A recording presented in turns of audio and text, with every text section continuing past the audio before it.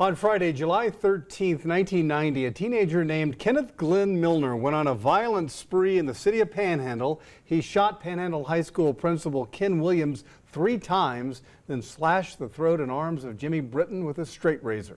Finally, the spree ended with Milner killing 17-year-old Frankie Garcia in a satanic ritual.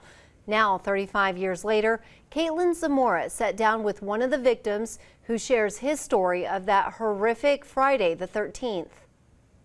I want him to stay there for the rest of his life, and if he gets out, I firmly believe he'll kill again.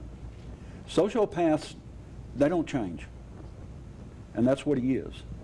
On Friday, July 13th in 1990, Kenneth Glenn Milner showed up to the home of Panhandle High School principal Ken Williams. Well, I was standing behind the door and I looked through the peephole, and when I looked through the peephole, I saw yellow eyes. That's all I saw. And I thought, no, that can't be right. So I kind of blinked my eyes and looked back through, and I saw the yellow eyes again, but then I saw Glenn Milner, the man that was standing there. What happened next would change Williams' life forever. And he raised it up at that point and shot me through the door.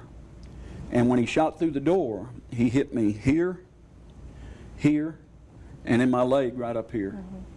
And the bad thing about it was my metal door allowed it to be shrapnel.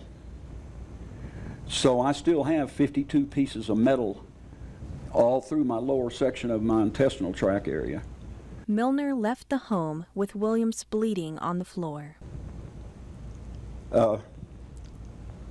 At that time, my wife came in, and I was laying on the floor, and I was bleeding to death. But at that time, I was in shock. I didn't have a clue, you know. And I never knew my wife could do this. She took 2 fingers, and in the hole that was in my gut, she stuck them down all the way in there. Unknowns to us, she hit the artery that was down there and stopped the bleeding. After that, I was laying on a gurney, and they were fixing to take me into the OR, and they were pushing me. And then everything kind of went white. This bright light overcame me, and it was the most beautiful thing I ever felt in my life. And I believed it was God putting his hands on me, saying, you're going to be okay. And I knew at that time that I was going to live. From there, Milner went on to attack another man before killing a 17-year-old in what Milner described himself as a satanic ritual. He took out one of my best kids that night, put him in the middle of a pentagram, and blew his brains out with a mini M14. A great kid. A great kid. And he doesn't deserve to get out of the penitentiary. Have I forgiven him? As a Christian, yes. But that doesn't mean I want him out of the penitentiary. Milner confessed to the crimes and was sentenced to life in prison. Since that day, Williams has had over 40 surgeries. He says he lives in pain every day. I worry more about my family than I do me. I've had over 40 surgeries because of it. I'm fixing to have another one, it looks like, on my back. I've had 11 surgeries on my back, 6 or 7 on my neck. I've had over 30 on my intestinal tract in that area. I've lost about 12 to 14 feet of my intestinal tract, 3.5 feet of my colon. It's impacted me physically tremendously.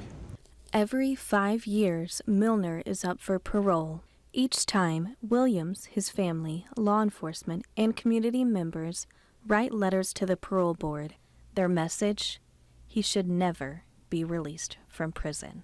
He stood up after it was over and said, if I ever get out, I'll finish the job. That affects you. Don't let him out. Please don't let him out, because he'll do it again. I believe it. And I don't want someone else to suffer like I have. Despite the horrific events of that Friday the 13th, Williams still believes in the good in the world. You know, everywhere we go, there's going to be somebody that can ruin your life. You can be coming out of a grocery store and something happen. It may change you, but don't change it who you are. Don't let it keep you from believing that the world is good, that you can get up every day and do something for somebody that will impact their life for good. If he happens to watch this, what's a message that you would want him to know? Nobody's ever asked me that. Don't hurt anybody else ever in your life. You may be sitting there laughing what you've done to me. I don't know what you're thinking. I hope that you've become a Christian and you're better.